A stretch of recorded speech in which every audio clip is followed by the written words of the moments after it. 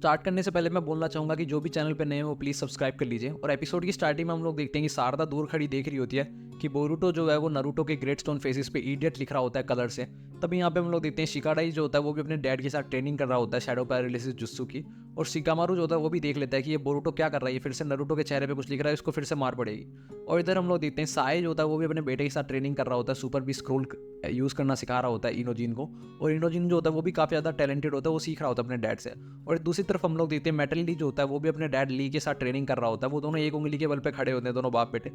तभी यहाँ पे नारुतो का शैडो क्लोन आ जाता है और बोरुटो को बोलता है कि बोरुटो तुम फिर से बदमाशी कर रहे हो, तुम ग्रेट स्टोन फेसिस के साथ छेड़खान मत करो, ये प्रॉपर्टी है विलेज की, तुम इनके साथ छेड़खानी करके अच्छा नहीं कर रहे हो। तो बोरुटो जो होता है अपने डैड पे अटैक कर देता है और वो दोनों बाप बेटे आपस में फाइटिंग करने लगते हैं, फ्रेंडली फाइट। और बोरुटो जो होता है भाग जाता है वहाँ से और नारुतो का शैडो क्लोन जो होता है उसका पीछा करने लगता है। तो बोरुटो यहाँ पे एक दीवार के पीछे आके छुप जाता है, बोलता है वो ओल्ड मैन मुझे अब ढूंढ नहीं पाएगा। तभी वहाँ पे शारदा आ जाती है और बोलती है तू इडियट है, तू कभी हार नहीं मानेगा ना। तो बोरुटो जो होता है वो गटर के अंदर छुप जाता है और बोलता है शारदा को कि चुप हो जा, आवाज़ मत कर बिल्कुल भी। तभी वहाँ पे नारुतो आ जाता है और शारदा से पूछता है कि शारदा तुमने बोरुटो को देखा क्या यहाँ पे आसपास। तो शारदा बोलती है नहीं लॉर्ड सेवन मैंने नहीं देखा। और फिर वो बता देती है शायद वो उस तरफ गया होगा, मतलब दूसरा रास्ता बता देती है। और नारुतो का शैडो क्लोन जो होता है वो दूसरी तरफ चला जाता है। तो बोरुटो बोलता है ये ओल्ड मैन भी ना कितना पागल है, मैंने बस उसके शैडो क्लोन पे ग्रेट स्टोन फेसिस पे बस एक नाम ही तो लिखा था छोटा सा। तो शारदा बोलती है तुझे क्या लगता है तुम ऐसा करके लॉर्ड सेवन की अटेंशन ले लोगे। तभी यहाँ पे शिकामारू आ जाता है और बोरुटो को अपने शैडो पैरालिसिस जुत्सु में पकड़ लेता है और उसको बोलता है कि तुम लॉर्ड सेवन को कितना परेशान क्यों करते हो, वो होकागे उनके पास और भी बहुत ज़्यादा जिम्मेदारी है, उनका शैडो क्लोन भी बेचारा परेशान हो चुका है। और वो शिकाडाई को बोलता है शिकाडाई जाओ जल्दी से लॉर्ड सेवन के शैडो क्लोन को यहाँ बुला के लाओ कि यहाँ पे है बोरुटो। ये सब देख के शारदा जो होती है वो काफ़ी ज़्यादा परेशान हो जाती है क्योंकि उसको अपने डैड की काफ़ी ज़्यादा याद आ रही होती है। तो इधर हम लोग देखते हैं मेटल ली और ली जो होते हैं वो दोनों अभी भी ट्रेनिंग कर रहे होते हैं, दोनों बाप बेटे। तो यहाँ पे शारदा और चोच जो होती हैं वो एक शॉप पे बैठी होती हैं और डम्पलिंग्स खा रही होती हैं। तो शारदा बोलती है कि एग्जाम्स काफ़ी दूर है अभी हमारे ग्रेजुएशन के, तभी सब लोग मजे कर रहे हैं, अपने डैड्स वगैरह के साथ ट्रेनिंग कर रहे हैं। तो शारदा बोलती है हमारे पास भी टाइम है, तो हम लोग आज ये डम्पलिंग्स खाने के बाद बाहर घूमने चले क्या। तो चोचो बोलती है नहीं नहीं मैं नहीं जा सकती, मैंने अपने डैड को प्रॉमिस किया ट्रेनिंग करने के लिए। तो शारदा जो होती है काफ़ी ज़्यादा उदास हो जाती है, बोलती है हाँ चलो ठीक है तुम भी अपने डैड के साथ ट्रेनिंग करने चले जाओ। तो चोचो बोलती है कि हाँ तुम्हें तो ट्रेनिंग करने की जरूरत नहीं है ना, क्योंकि तुम वन ओनली मेंबर हो उचिया क्लैन की, तो तुम तो आराम से पास कर दो ग्रेजुएशन टेस्ट। तो शारदा बोलती है नहीं ऐसा कोई बात नहीं है, मुझे भी अपने डैड के साथ ट्रेनिंग करनी है, अच्छा लगता है डैड के साथ ट्रेनिंग करने में। तभी वहाँ पे चोजी आ जाता है और अपनी बेटी को जोर से आवाज़ लगा के बुलाने लगता है, कहता है चो चो चो चो इधर देखो। तो चोजो जो होती है काफ़ी ज़्यादा इंपेरेस हो जाती है। तो चोची जोर से आवाज़ लगाता है लेकिन चोजो उसकी बात जानबूझ के सुनती नहीं है। और चोचो जो होती है वो शारदा को बोलती है मुझे नहीं लगता कि ये मेरे असली डैड है, मैं इनकी जैसे बिल्कुल भी नहीं लगती है। तो शारदा जो होती है वो बोलती है मुझे तो याद भी नहीं कि मेरे डैड कैसे दिखते हैं। तो यहाँ पे हम लोग देखते हैं शारदा जो होती है काफ़ी ज़्यादा परेशान होती है, वो घर पे आके अपनी फोटो देखती है सास्के के साथ, जो कि सास्के की काफ़ी ज़्यादा पुरानी फोटो है। तो शारदा बोलती है कि आप कहाँ हो और क्या कर रहे हो, कैसे हो आप, मेरे को तो याद भी नहीं है कि आप कैसे दिखते हो, आप कैसे दिखते हो मुझे पता भी नहीं है। तो यहाँ पे साकुरा घर पे आ जाती है, साकुरा देखती है कि शारदा जो है वो रो रही है। तो साकुरा बोलते तुम रो क्यों नहीं हो शारदा, क्या हुआ मुझे बताओ। तो शारदा बोलती है नहीं नहीं मॉम मेरे आंखों में कुछ चला गया था तो आंखों में ऐसे ही पानी आ गया। तो फिर शारदा लंच डिनर टेबल पे साकुरा से पूछती है कि मॉम क्या डैड चश्मा लगाते हैं। तो साकुरा बोलते हैं नहीं मुझे तो याद नहीं चश्मा लगाते या नहीं लगाते। तो शारदा बोलती है कि क्योंकि आप चश्मा नहीं लगाते तो मुझे लगता है मेरे आई साइट शायद डैड से आई है। बट साकुरा कुछ बोलती नहीं। तो शारदा बोलती है आप अपने हस्बैंड को ढंग से जानते भी नहीं हो। तभी साकुरा बोलते तुम ऐसे अजीब से क्वेश्चंस क्यों पूछ रहे हो मुझसे आज अचानक से। तो शारदा उससे पूछती है कि डैड मिशन से कब आएंगे और अजीब अजीब क्वेश्चंस पूछने लग जाती है। फिर बाद में हम लोग देखते हैं साकुरा से जवाब नहीं मिलते तो शारदा लाइब्रेरी में आ जाती है और उचिया क्लैन के ऊपर एक जो बुक लिखी हुई है वो बुक पढ़ने लगती है।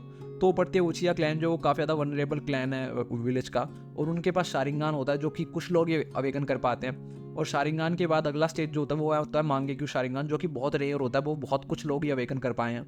और वो पढ़ती है कि वो सोचती है कि मेरे डैड भी शारिंगान अवेकन कर पाए होंगे क्या, क्योंकि वो पढ़ती है कि शारिंगान जो वो सिर्फ मेंटल ट्रॉमा से अवेकन होता है, जब किसी बंदे को इमोशनल ट्रॉमा होता है तभी वो शारिंगान अवेकन कर पाता है। तो वो आगे पढ़ती है कि उचिया क्लैन जो है वो पूरा तबाह हो चुका है, कोई भी जिंदा नहीं बचा उचिया क्लैन का, लास्ट मेंबर सास्के उचिया बचा है और उसकी एक इकलौती बेटी, वो दो ही जिंदा है।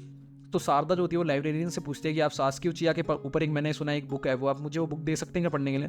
तो लाइब्रेरियन बोलता है नहीं सास्के उचिया के ऊपर जो भी डाटा है वो रेस्ट्रिक्टेड है, किसी को बता नहीं सकते हम लोग। तो शारदा घर पे आ जाती है क्योंकि उसको अपने डैड के बारे में कुछ ही नहीं पता चलता। तो यहाँ पे हम लोग देखते हैं साकुरा जो होती है वो कपड़े सुखा रही होती है लेकिन उसके सर में कुछ दर्द हो रहा होता है, वो खुद ज़्यादा थकी हुई होती है। सभी शारदा जो होती है उससे पूछते हैं कि मॉम डैड अभी तक घर पे क्यों नहीं आए, वो इतने दिनों से घर पे क्यों नहीं आए। तो साकुरा बोलते हैं नहीं बेटा वो आ जाएंगे, तुम ऐसी चिंता क्यों कर रही हो। तो शारदा बोलती है कि मैं जब भी आपसे कोई क्वेश्चन पूछूं तो आप ऐसे ही जवाब देती हो, आप क्या सच में उनकी वाइफ हो, आपकी और मेरे डैड की सच में शादी हुई है अभी या नहीं। तो साकुरा जो होती है यहाँ पे थोड़े गुस्से में आ जाती है और वो बोलती है कि तुम अचानक से मुझसे ऐसे क्यों सवाल पूछ रही हो इतने दिनों से। तो शारदा बोलती है ये सवाल अचानक से नहीं है, मुझे तो समझ में नहीं आ रहा आपका और मेरे डैड का रिश्ता क्या है आखिर। तो भी साकुरा को गुस्सा आ जाता है और साकुरा जो होती है ज़मीन में पंच मार देती है बहुत ज़ोर से और हर तरफ क्रैक ही क्रैक आ जाता है। तो शारदा जो होती है वो काफ़ी ज़्यादा डर जाती है और उसकी आंखों में आंसू आ जाते हैं। तो साकुरा जो होती है उसको बोलते हैं रो मत, मैं गुस्से में हो गया थोड़ा, और वो बोलते हैं कि तुम्हारे डैड का मिशन चल रहा है वो बेटा, वो जल्दी आ जाएंगे। तो शारदा जो होती है वो रोने लग जाती है, कहती है मुझे तो लगता नहीं है कि उनको याद भी होगा कि उनकी कोई फैमिली भी है। तो साकुरा बोलती नहीं ऐसी कोई बात नहीं है, मैं और तुम्हारे डैड कनेक्टेड है फीलिंग्स से। तो शारदा बोलती है आपको इतना कॉन्फिडेंट क्यों है उन पे, आप इतनी कॉन्फिडेंट कैसे हो।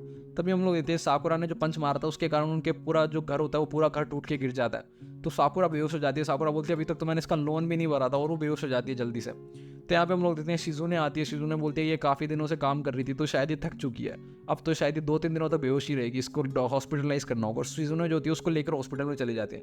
लेकिन यहाँ पे शारदा जो होती है वो पीछे रुक जाती है क्योंकि वो फोटो ढूंढ रही थी अपने डैड की।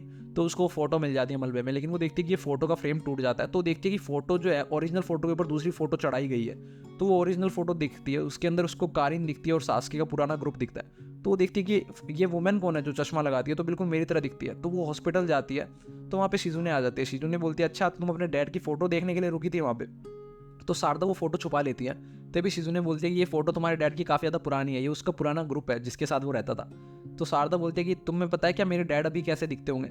तो शिजुने बोलती है नहीं मुझे नहीं पता, जब तुम बच्ची थी जब मैंने तुम्हारे लास्ट बार तुम्हारे डैड को देखा था, तुम्हारे साथ ही मैंने तुम्हारे डैड को देखा था, उसके बाद मुझे याद नहीं है। तभी शारदा जो होती है वो शिजुने से पूछती है कि आप मेरी मॉम को मत बताना, लेकिन क्या ये मेरी असलियत में मॉम है। तो शिजुने बोलती है हाँ हाँ ये तुम्हारी असलियत में बिल्कुल तुम्हारी मॉम है साकुरा।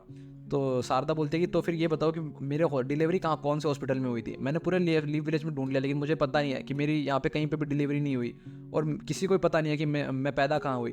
तो मुझे लगता है सब लोग झूठ बोल रहे हैं, और ये जो वुमेन है ये चश्मा लगाती है और ये बिल्कुल मेरी तरह लगती है, तो मुझे लगता है कि ये शायद मेरी मदर हो सकती है। तो यहाँ पे हम लोग देखते हैं फिर बाद में शारदा जो होती है वो बर्गर खाने आई होती है। तो यहाँ पे चोचो वगैरह भी अपनी फैमिली के साथ आई हुई होती है।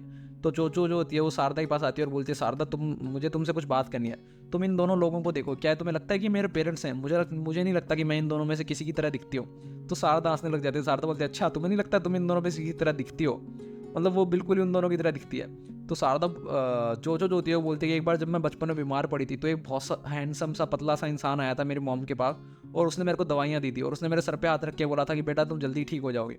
उसका टच जो है मैं अभी भी फील कर पा रही हूँ। मुझे पक्का लगता है कि वो हैंडसम सा जो मैन था वही था मेरा असली फादर, ये मेरा डैड नहीं है असली। तभी वहाँ पे अचानक से मीस्की आ जाता है और मीस्की बोलता है इसको जो तुम फील कर रहे हो ना इसको ट्रेजिक हीरोइन सिंड्रोम बोलते हैं।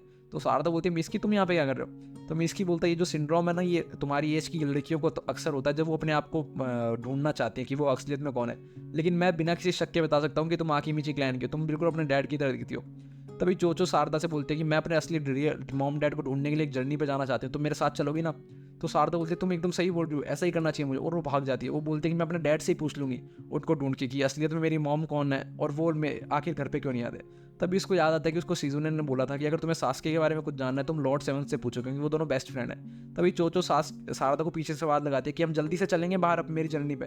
तो इधर हम लोग देखते हैं कि सास्के की जो चील है वो यहाँ पे लीफ विलेज के अंदर आती है, और सास्के जो होता है वो खुद एक पोर्टल के अंदर से निकलता है एक घने जंगल के अंदर। तो हम लोग देखते हैं सास्के काफ़ी ज़्यादा थका हुआ होता है और उसके मांगेक्यू शारिंगान और रिनेगान दोनों एक्टिवेटेड होते हैं, मतलब वो किसी फाइट से ही आया है। तो जैसे ही वो जंगल में निकलता है वैसे ही कोई और बंदा उस पर अटैक कर देता है। तो यहाँ पे हम लोग देखते हैं सास्के जो होता है फिर से अपना शारिंगान एक्टिवेट कर देता है और यहाँ पे फाइटिंग स्टार्ट हो जाती है। अगले एपिसोड के लिए बने रहिए हमारे साथ, तो तक के लिए बाय बाय।